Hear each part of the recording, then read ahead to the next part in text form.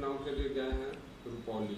लोकसभा उपचुनाव परिणाम में जिस तरीके से अति पिछड़ा की बेटी बीमा भारती को राजनीतिक रूप से जलील माननीय तेजस्वी यादव और उनकी पार्टी ने किया कि नोटा से कुछ ज़्यादा वोट आया, तो प्रभाव इनका कितना पड़ा। 3 दिन प्रवास किए, तो हमारी उम्मीद है कि इस बार भी विधानसभा के उपचुनाव में जाकर लोकसभा में राजनीतिक जलील करने से मन नहीं भरा, तो अब विधानसभा के उपचुनाव में जाकर के राजनीतिक रूप से जलील करवा रहे हैं।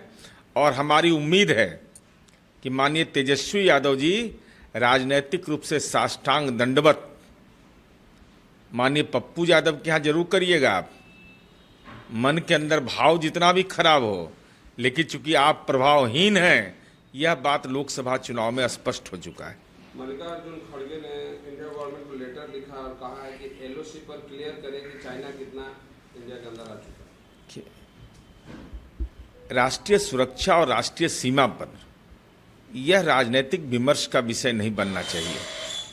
संसद का सत्र चलता है, वहाँ अपनी भावना को आप व्यक्त कर सकते हैं, लेकिन देश की जनता इस बात के लिए चिंतित रहती है कि राष्ट्रीय सुरक्षा, राष्ट्रीय सीमा, ऐसे मामले पर देश की 140 करोड़ जनता एकजुट है।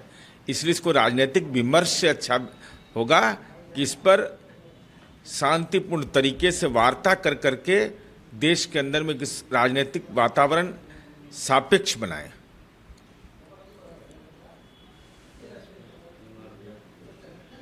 राहुल गांधी ने पत्र लिखा है योगी आदित्यनाथ को, मुआवजा की बढ़ाने की मांग की है हाथरस कांड में। कि आपदा पीड़ितों के लिए मानक बना हुआ है। अब इस दिशा में कोई परिवर्तन करने का काम राज्य सरकार के अधिकार क्षेत्र में होता है, और हाथरस की जैसी घटनाएं कोई एक दल विशेष का राज करने वाले राज्य में नहीं हुआ है, देश के विभिन्न राज्यों में हुआ है। तो उस पीड़ित परिवार के साथ खड़ा होना सही बात है, लेकिन निश्चित रूप से यह भी देखा जाना आवश्यक है कि आपदा प्रबंधन की नीति कितना लागू हुआ, नहीं लागू हुआ, तो उसमें और क्या किया जा सकता है। तो उत्तर प्रदेश की सरकार खुद सक्षम है।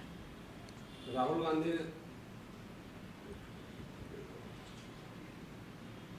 गांधी आज मणिपुर जाएंगे, दोनों समुदाय के पक्ष से मिलेंगे। माननीय राहुल गांधी विपक्ष के नेता है। मणिपुर में मैतेई और कुकी समुदाय में जो आपसी एक सामाजिक तनाव हुआ था, तो सर्वदलीय प्रतिनिधिमंडल भी गया था, तमाम राजनीतिक दल के लोग गए थे। तो विपक्ष के नेता के रूप में तो आपका कर्तव्य है जाना है, विपक्ष के नेता के रूप में आप जाएं।